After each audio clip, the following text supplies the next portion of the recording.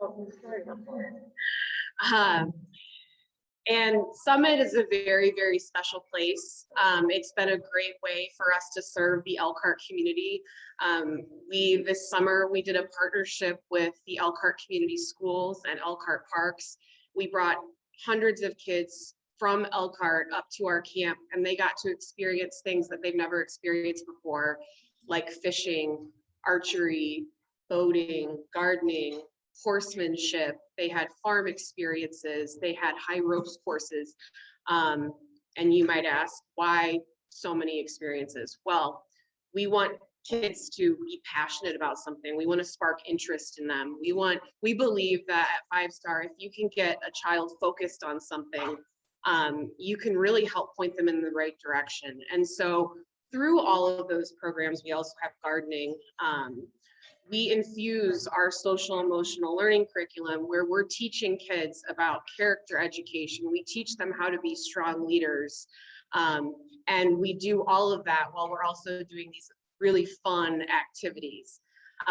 We are also able to bring some of those activities directly to the schools. So we just purchased a travel archery equipment so that we could go to the schools and actually serve them if they can't come to us. And so we're really proud of what we do. We're grateful to the Elkhart Rotary Club for giving us this year's grant. Oh. Okay. So through these generous grants that we've been, especially for Elkhart, we're expanding our entire goal to serve. Not going to get away with muting. Our entire goal is to serve as many kids as possible. Again, Elkhart is our home. It's where we started. Summit is just 15 minutes away. I would encourage you, if you've never been out there, it's a beautiful property. It's very special. We actually served over 1,000 kids per week up there through some of our other partnerships with Boys and Girls Club and again with Elkhart Parks. Changed a lot of lives and helped kids find their passion, and that's our goal.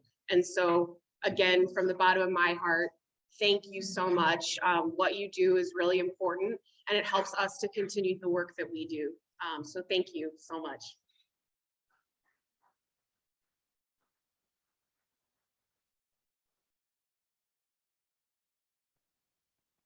Seven. The answer is 7. That's the number of times that I have in the past, the record number that I've interrupted a speaker of less than 5 minutes, if anyone was wondering. So I need to go in and figure out the settings on this. I thought I had an entering. Everyone should be entering on mute, but freedom, free will, of being able to undo that mute button, man, that is just such a powerful decision to make. Aubrey, thank you very much for coming today. Did I hear that you purchased, not maybe with the money that we had, but you purchased some portable archery equipment? I mean, I know that's portable, but you got the whole setup. Very cool. With archery at the same time? Okay. I know this is a hunting state and all that stuff, but that could have been fun. That gives physical education a whole new aspect. That's very good. Well, thank you for coming today. All right. With no further ado, well, a little bit. You all know that your fines go into supporting these not-for-profits. Please be generous. Please have fun. And please have that fun with Bill Reith, who's our sergeant today. So come on up, Bill. Great job. Let's do it.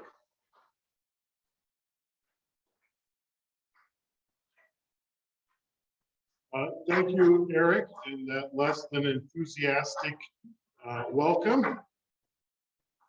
Well, the 2021 Summer Olympics, the 32nd Summer Olympics of the modern era, they've just wrapped up. With the United States winning the most medals, 113, and the most gold, 39 of any country. So we certainly rocked these Olympics as a nation. Something you may not know, though, that while the Olympics were going on, I competed in an Olympic event, sunbathing. Unfortunately, I only got the bronze.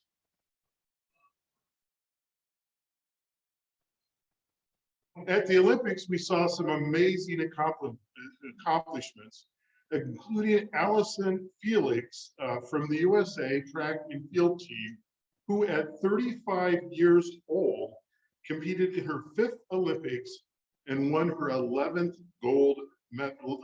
medal, which makes her the most decorated woman in Olympic track and field history. 5 Olympics, age 35, in her 11th Olympic medal. She actually won a gold and a bronze at this event. I'd like to share a few more amazing accomplishments that people have achieved both at the Olympics and at other venues. At the 1904 Olympics in St. Louis, American athlete William Dickey won gold in a sport that unfortunately is no longer held at the Olympics. He won gold in the sport of plunge for distance. In this sport, contestants dove into a pool and saw how far they could drift underwater without paddling in 1 minute. William won by drifting 62.5 feet. I think that's a sport I might be able to compete in, just diving, gliding underwater. If you've ever swum underwater and drifted along until you've popped to the surface, then put in a buck. You too are an Olympic athlete. Jaden Ashman from the UK became the youngest athlete to ever win over $1 million at a single event. This is recently. Jaden won an esport tournament. For those who aren't exactly sure what esports are, they are video games played in front of an audience. Currently, over 167 million people pay to watch esports. This is a bigger audience than the NHL and Major League Baseball combined. So this is a big bunch of folks. Jaden won the World Cup Fortnite tournament at the age of 15. If you ever wish to win a game or a sport or a tournament or win $1 million when you were a teenager, then put in a buck. Cami Rita Sherpa holds the world record for the most climbs to the top of the world's tallest mountain. Mount Everest in the Himalayas is 29,029 feet tall. At that height, the air is so thin that there's only 1/3 of the oxygen that is found at sea level. Climbing it is the crowning achievement of many a mountaineer's life. And on average, for people who climb it, it costs $90,000 with your expenses to climb to the top. Cami is from Nepal. He grew up near Everest, so he has thicker blood, which holds more oxygen. He's used to heights and cold, and he's a citizen of Nepal, so he can climb the mountain for free. Enjoying climbing and the sport of going up tall things, he has climbed Mount Everest 24 times. 24. So if you've ever climbed a ladder, a tree, a step stool, or simply climbed into bed, then put in a buck. Aaron James Clothingham was born in Las Vegas, Nevada in 1991, and he was born with spina bifida. This debilitating birth defect affects the development of the spine and spinal cord, and as in Aaron's case, it typically results in the loss of mobility. Although he was unable to walk, Aaron was an active toddler and soon mastered the use of his baby walker, then crutches, and finally his wheelchair.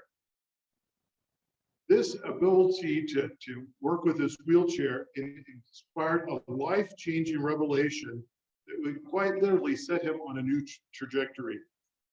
Aaron developed and championed the sport of WCMX, which is wheelchair motocross. So this is an adaptation of skateboarding and BMX stunt riding for wheelchairs. So BMX that's bicycles, this is with wheelchairs. Without the use of any motors or brakes, just a wheelchair with a stronger frame, using his hands and using ramps and gravity and a lot of skill and practice, Aaron is able to do wheelchair backflips in his wheelchair. He's able to do front flips, and he's able to jump. He currently holds the world record for the longest wheelchair ramp jump. Incredibly, he jumped 70 feet, which is the length of 3 school buses put end to end in his wheelchair. You can see this video online. It's incredible. He comes down this ramp 70 feet and flies and lands in another ramp. So if you've ever ridden a bike and jumped it off a ramp or a hill, or you've jumped on water or snow skis, and I know Mr. New over there can jump on water skis, or if you've ever jumped over a puddle, then put in a buck. At the 1900 Olympics in Paris, France, French athlete Avril Lafoule won gold in a sport also that is no longer held at the Olympics. 128 athletes from various countries, and in front of a crowd of over 6,000 excited spectators, these athletes competed for 2 hours before Avril proved his athletic prowess, and he won the gold. With great skill and determination, Avril was able to clip 17 poodles in the Olympic sport of poodle clipping, cutting short the hope of victory from the other competitors.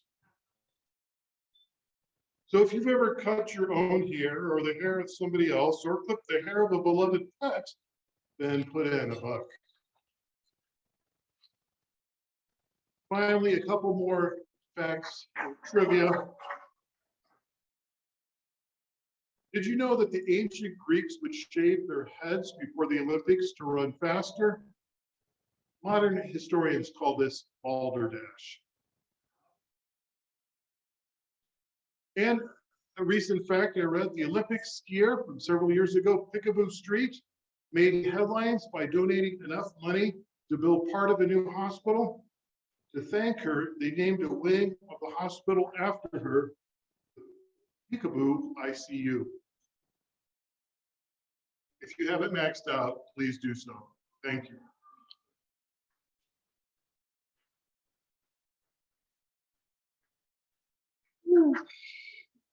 Pitch in an extra $5 to end those jokes. That's good. Peekaboo, I see you. All right, excellent. Thanks again for that sergeanting right there. A little nice presentation, Bill. We appreciate that. I was kind of enjoying some of those. I love that, you know, sometimes you don't know whether they're going on a joke or on the other way, but 70 feet on a wheelchair? That's impressive. That's pretty good.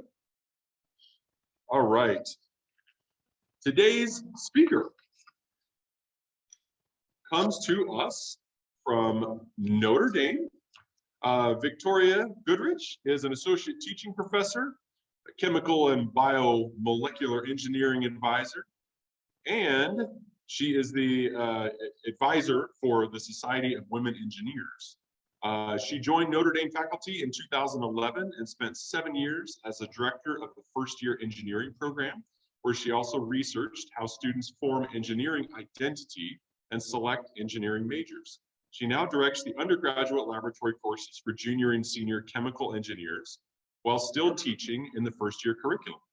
Her teaching focuses on educational research efforts on how chemical engineering students translate learning goals from previous classes to more practically applied laboratory classes. And she's here today to talk about a summer STEM camp for middle school girls attending South Bend Community Schools called GE Girls.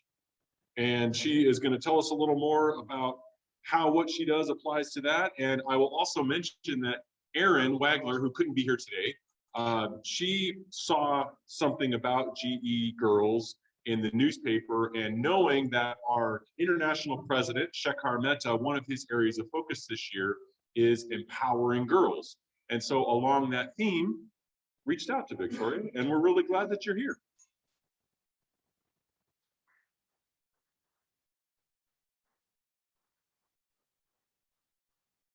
I will also note that it was Victoria who noticed that all the folks online were screaming, saying that they couldn't hear me. So sorry about that to everybody online. That was kind of a bummer. And I assure you that everything that was said was just top quality stuff. They did, that's right. All right, let's get this up here. No. I should let you do this. She's the one who said she said I teach like this all the time. Come on, there we go.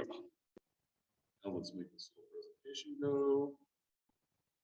Let's do this. If I can figure out the display, duplicate so they see this.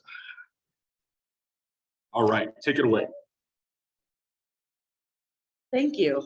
Yeah, so when I thought about coming here, I was trying to decide exactly how to structure the talk. And really what I thought is I'm going to introduce myself in this talk just like I do in class. And that's worked out perfectly because just like in class, no one sat in the front. Filled the back first. My front is open, and everyone on the chat has their video off. So it's exactly like my normal teaching.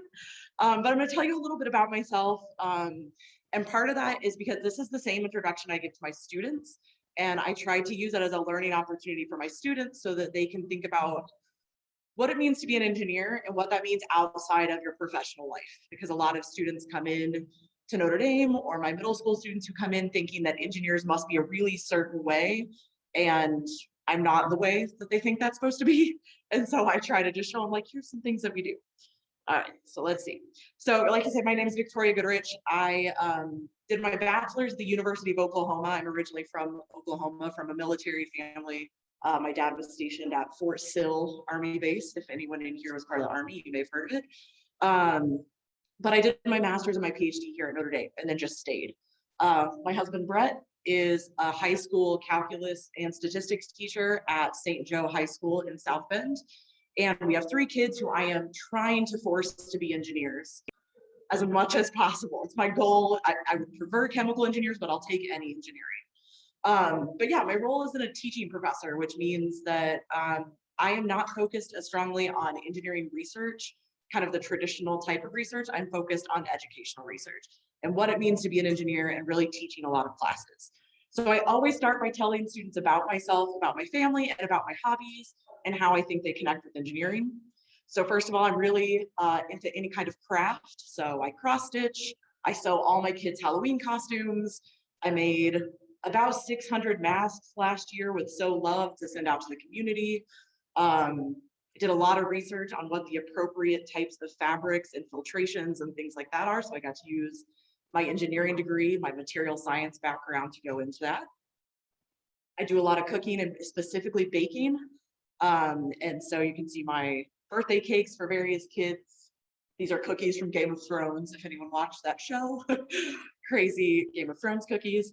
And again, it's an interest that probably people are thinking, oh, if you're interested in engineering, you're playing with Lego sets and you're rewiring a toaster, and I did none of those things. I baked. And maybe I didn't know that it connected to my engineering, but then this year I taught a class called Food Design and Chemical Engineering, where we talked about some recipe, some element of a food, and then we did the experiment in class, and then we talked about how it relates to chemical engineering coursework. So in this case, We did a really hard job of tempering chocolate, which is actually pretty difficult. And we talked about different crystalline structures and how you can match to a different crystalline structure to get a different property of your chocolate. And then the students got to try it. They were pretty bad at it, but they enjoyed that I brought in food and they got to eat it. So overall, they thought it was a good day. And then I can just show you some of the things that they ended with is we went through and we had all these different activities. And at the end of the year, I had to make a food product or a new food product. And some of them were things that you've seen. So some of you might have had Buckeyes before, but they messed with the recipe and with the different chocolate tempering. And we had a taste test to decide what was the best recipe. A group made jalapeno pickles. This group made their own butter and then did something called spherification to put an outer shell that would protect the butter in the heat so that it would stay in its form. It wouldn't get all messy. This one down here it looks gross. It was actually delicious. It's a coffee latte bomb is what they called it. They made a latte and then you do something called reverse spherification to put a shell around it. So it's kind of jiggly in your hand and you pop it in your mouth, you bite it and it explodes into coffee in your mouth. It looks gross, but it was actually good. This group here did the same thing with strawberry yogurt and then they dipped that in chocolate. So you had a chocolate covered yogurt bomb.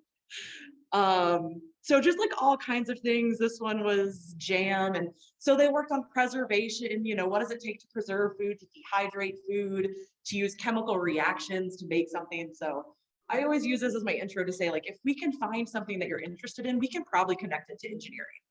And so one of the goals of what I do is to try to let people see all of their interests and how you can actually connect that to STEM fields. I will say engineering, but really STEM fields in general. All right.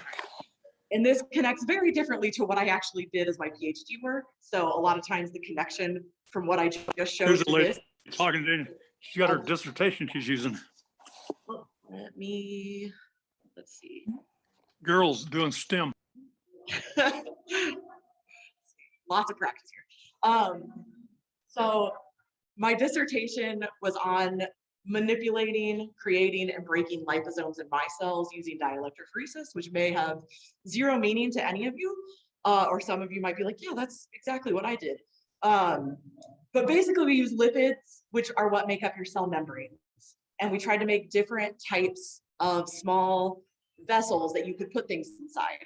And so that's what we're doing here. We use dielectrophoresis or just electrical signals essentially to form them and to move them around and to break them up, to basically make reactors on a very small scale. And what's cool about this now is if any of you have gotten one of the mRNA vaccines, Pfizer and Moderna vaccine, lipid nanoparticles are what carry the mRNA in the vaccine. So if you just send the mRNA into your body without putting any protective coating around it, it's kind of like sending all of your dishware in the mail without wrapping it in bubble wrap. Some of it might make it there. Most of it will not. It'll get broken, it'll come back, collapse. You put these lipid nanoparticles around it, your body thinks it's just another cell, and it can make its way to its destination and then deliver the drug. So that's the same idea is kind of where my research started. I haven't done this in 10 years, so don't ask me about it. That might take away my PhD, I hope not, but I couldn't tell you too much depth in that anymore, unfortunately. And then my research now is completely different. My research now is really about engineering identity, getting engineers, supporting engineers. And so I do outreach to K-12 students, which is what I'll talk about today, specifically focused on advancing women in engineering and underrepresented minorities. I'm working a lot at the university right now on thinking about advanced placement credit. So these are courses students take in high school, they can get college credit for. And it plays a role in how they experience college. And in some cases, it's great, right? It really helps those students, but students coming from rural backgrounds or from low income schools may not have that same advantage. And so how do we help those students? I look at how students select their major. So unsurprisingly, about 50% of the students who come in and say, I'm gonna be this major, switch in the first year. Usually within engineering, but they still switch around. And then I work specifically with the chemical engineers.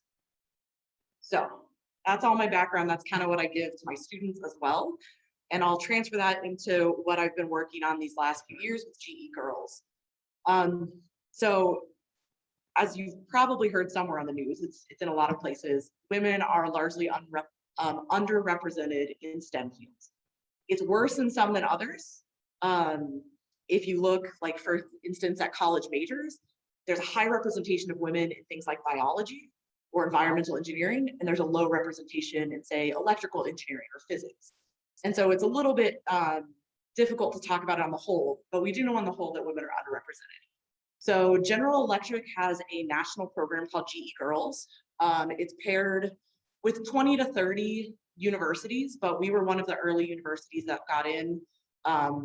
There were maybe 5 when we started. And the idea is to encourage girls in middle school to really explore the idea of STEM, different STEM careers, what does it mean to take STEM classes, and trying to grab them before they go to high school and start selecting classes that hopefully they'll take the physics class, they'll take the chemistry class. So as a whole, it started in 2011, but it came to Notre Dame in 2014, and I've been the Notre Dame faculty sponsor the whole time. I should mention, feel free to stop me at any time. If you have a question, raise your hand. I tell my students I don't like to talk for too long without interruption. So GE Girls there. At Notre Dame, what we do is we have paired with South Bend Community School Corporation and targeted a handful of schools. Part of the reason we target schools is because we have this as a completely $0 cost camp to the students, and that includes transportation to camp and home. So we have bus lines that are going and picking them up every day, so we have to kind of stick to some neighborhoods. So we used Edison, Jackson, Jefferson, and Navarre have been schools we've partnered with. We started out with about 20 girls in the camp. We've tried to expand to about 50 every year. So it's 1 week in the summer. I should note we actually just finished it 2 weeks ago this year. We have yet to reach our goal of 50. We get 50 accepted, but we never have 50 show up. So we're still working on that portion of it. We pay for transportation, we pay for food, we do all the supplies. We usually send the students home with various things as well. So we're really trying to make this something that can bring in people who may not be able to afford all the other camps, or make it really easy. We go to their school to enroll them in the camp, things like that. So we're trying to kind of get in the way and get people who may not be caught normally. Alumni of our camp get to come back 1 day every year. So if they came 1 year, they get to always come back for Alumni Day. And then we actively try to recruit those students who have now aged out of our program when they're high schoolers to come back and be camp counselors. So then they can be a mentor to the younger students and they get extra mentorship from us. So for instance, we had one student who was in our 2nd year. She came to every alumni camp day, and then she was a high school counselor for 2 years. And then the benefit to her is, like, I offered to write her a letter of recommendation to college, right? And these women at GE were doing the same, and we were trying to help her work on scholarships and things like that. So they can get a lot out of being engaged with this as far as mentorship goes. This is what our camp days kind of look like. So we do a full week. The students arrive, it's basically a school day. They arrive around 8, they leave around 3:30. And each day we try to kind of theme it around some science or engineering part. So it sort of works, sort of doesn't. And I'm going to show a few examples of pictures from these and just kind of talk through what we do. But the idea is, right, they see some civil engineering. We always try to show a little computer science. Our last day is always chemistry, which is clearly the best day. Not just because I'm a chemical engineer, but because we make ice cream and, like, it's a good day, right? But we do all of these events each day, and we try to give them a range. We also try to introduce them to what college is. So I almost always have college-age students who are on campus in the summer, and they come meet the students, the middle school girls. They talk to them about what it's like to live in the dorms, what it's like to study. And most of these middle school girls have never been on Notre Dame's campus.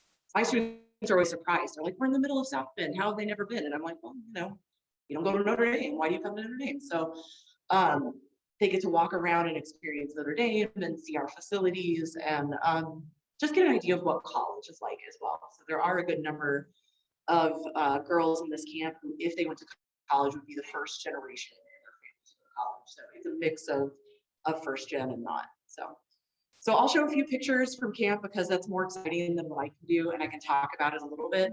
So I'll start by saying we do almost everything as groups. We really want the girls at the same time that they're learning technical skills to be learning team working skills, communication skills.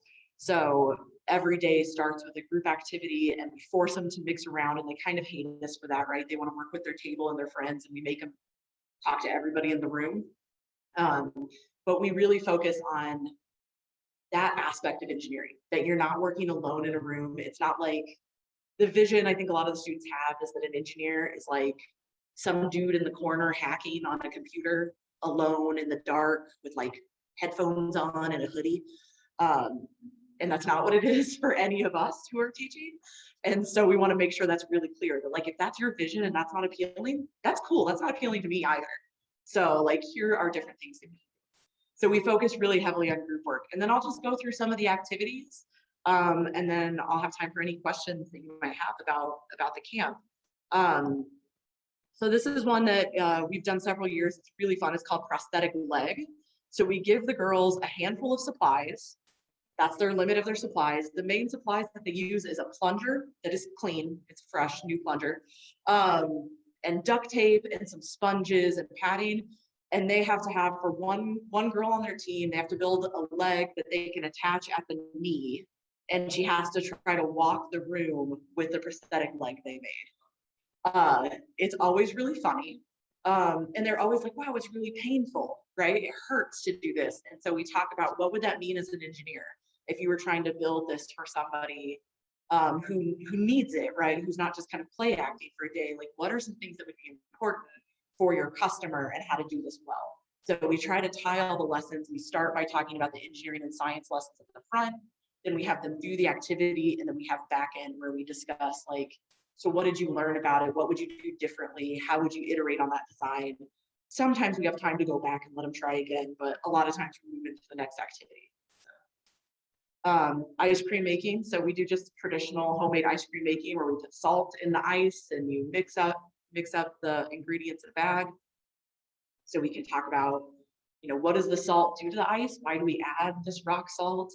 What's different about using cream versus whole milk versus skim milk in your ice cream? What would that, how would that change flavors and things like that? Mostly the girls just get tired of shaking their bag and complain for like 20 minutes about like shaking. And then when they open and they get their ice cream, they're all happy. So if you ever want to listen to the 30 middle school girls complain at you for half an hour, make ice cream with them.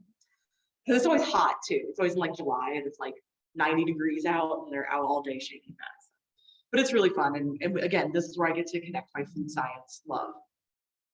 We do marble roller coasters. So again, we give them a small amount of supplies. The main supply here being like pipe insulation, and then tell them they have to make a roller coaster that has a loop in it. And they have to run a marble as the roller coaster through the loop. And you'll see these marbles go flying off the coasters. And we're like, and that is why we test before we build something. Because your passengers would not have been happy with you. And they all compete, and then they actually have to present to each other as well. So we're working on things like presentation skills and being comfortable in front of a group. And we see a lot of gains in that.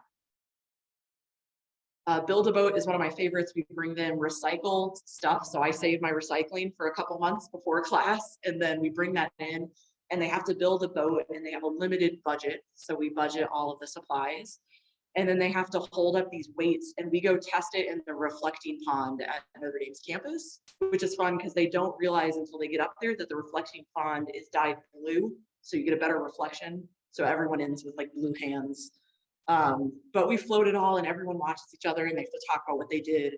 And we come back and talk about who performed the best and whose was the cheapest and how would you rank that? Like what level of performance is okay, if you can cut cost a little bit, and those kinds of decisions that engineers make. Doodle bots. These are just little robots you can make that go around and draw doodles on the paper. And depending on how you build it, you get different shapes, but it just kind of swirls around. So that one's always really fun and very simple and quick. We do at least one or two that are computer only. So we do have them practice computer programming and learn computer programming. In this case, they were doing cyber detectives where they actually, this is run through GE. They go through different social media accounts and postings and things you can Google and track someone down. And so teaching them about what it means to have an online presence and what that can mean, how people can find you, you know, what you should reveal and shouldn't reveal, and different ways that people might use a computer for good or ill. And then hovercraft, we have these small hovercrafts. They can also behave as drones. So we kind of do a little of each.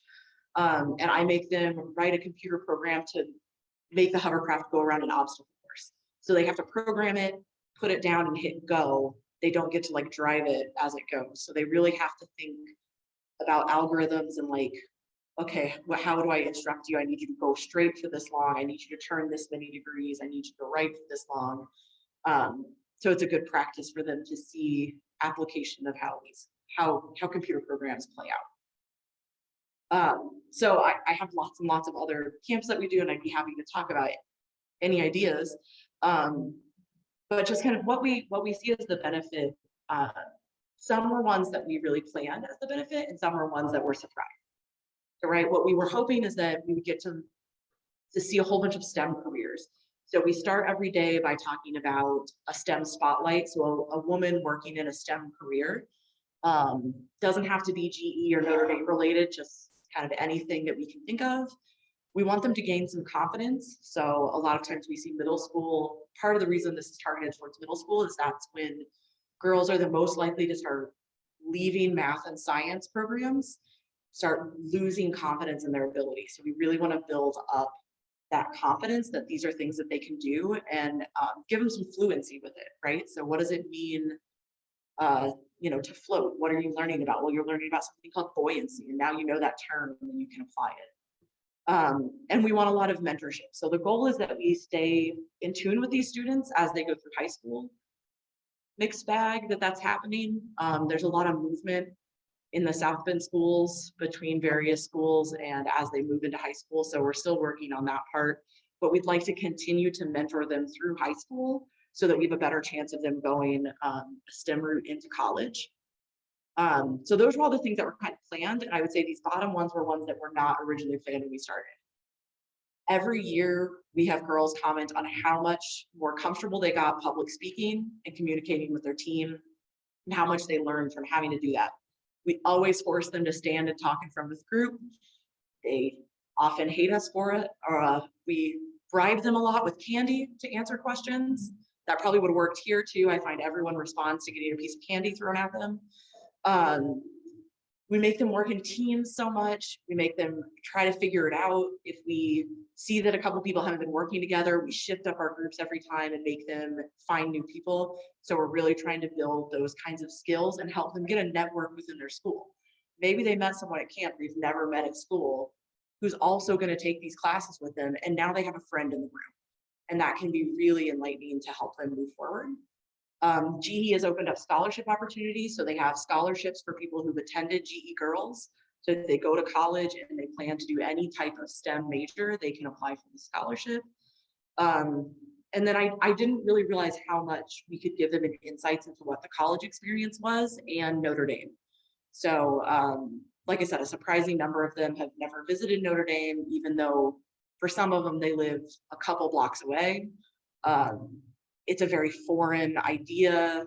The idea of college can sometimes be foreign. They want to see the dorms. They're interested in what that life is like. So there's a lot of benefit in just showing them what the college experience is. So even if they don't go into STEM, which is wrong, clearly, they'll still have an idea about college.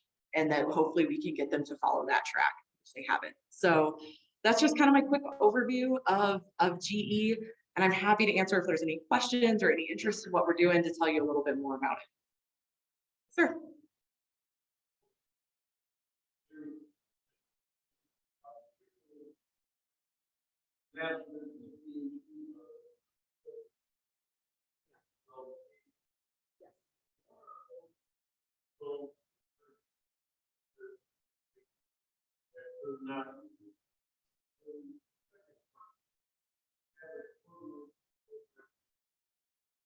Yeah, so I can answer the second one easier. We do not have an equivalent program for boys. There are some high school questionable, yes, probably.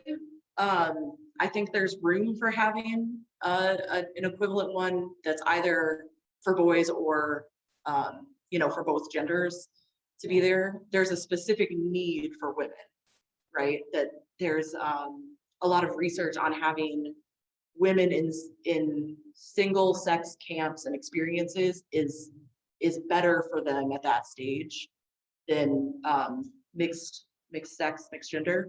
So I think there's a good reason to have a girls only, but there's certainly a need in the community to have more of these camps. The other question about, you know, in master's and PhD level, we do see a really high proportion of specifically students from Asia, having China and India probably being the biggest. I think that there is a different cultural expectation, or it's kind of held a little bit higher to go into STEM careers, right? Like that's the ultimate career. And I don't know that in the US there's that same vision. And you know, I think we have, I don't know if it's the same there, so I can't say. I've never taught internationally, but in the US we do have kind of a sink or swim mentality, that there's something about you are a math person or you're not, which isn't true, by the way. If any of you want to learn calculus, I guarantee we could get you there. It might take a lot longer than you want, but we can get you there. The US, we have this idea that like either you're good at it or you're not. And if you're not good at it, like don't even look at STEM, like it's not for you. And I think we need to kind of break that to like, well, maybe you're not good at it yet. Maybe you haven't had the right teacher yet, or you haven't found, you know, some STEM take a lot of math and some don't. And so there's a lot going into it that I think we could help. As far as master's and PhD, it's different types of jobs here. So like I tell my students all the time, like don't get a master's or a PhD in engineering unless you want to do research. It's just not the same kind of job. And so I think we don't have as much interest in that from the US side either. Yes, sir.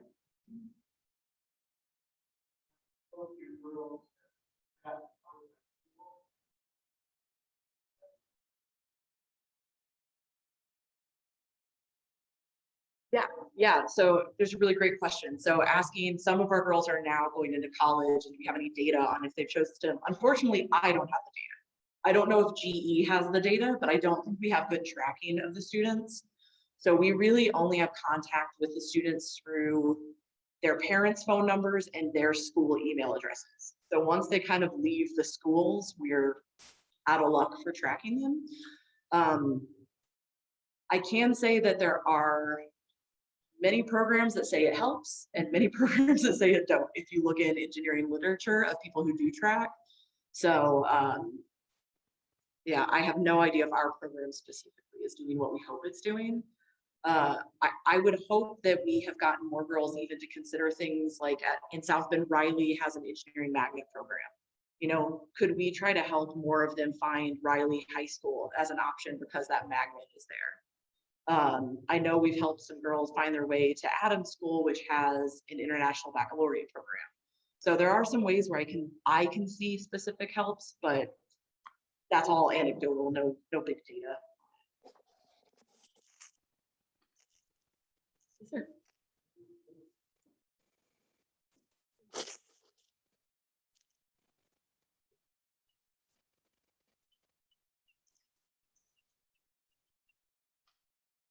Yeah, so there's a question if the schools, like kind of how the schools were picked.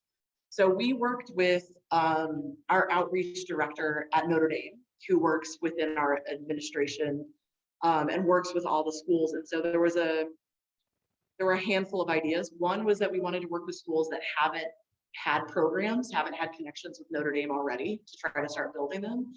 But all of these schools are more low income, on the more on the low income side, and they're high minority, underrepresented minority populations. So in engineering, underrepresented minority is generally anything that's counted as a minority except Asian American, which is not underrepresented in engineering.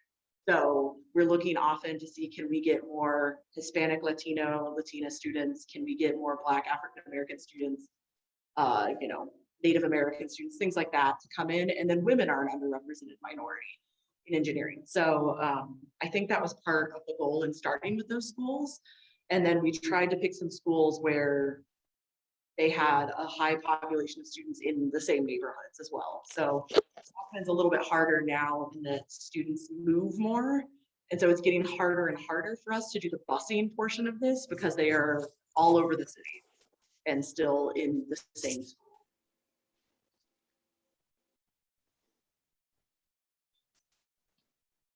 Other questions, concerns?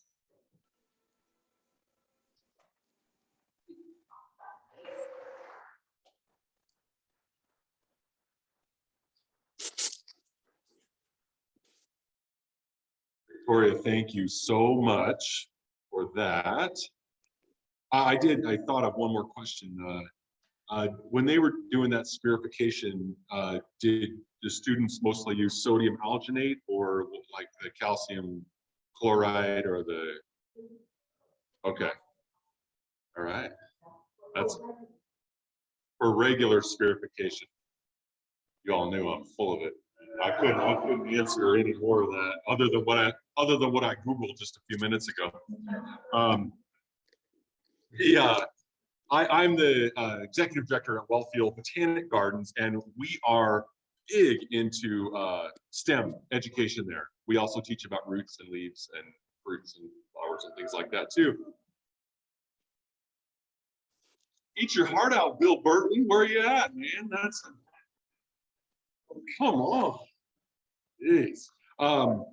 We would like to thank you for coming, and this club back in 2003, 2005, and then founded Wellfield Botanic Garden as our international organization turned 100 years old.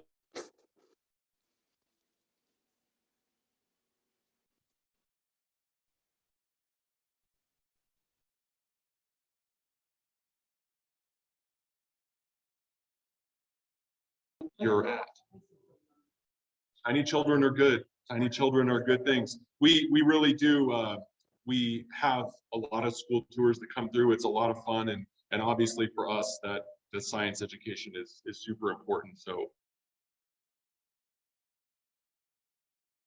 I have a quote thematic for the day from Louis Pasteur, who said, "Science knows no country because knowledge belongs to humanity and is the torch which illuminates the world."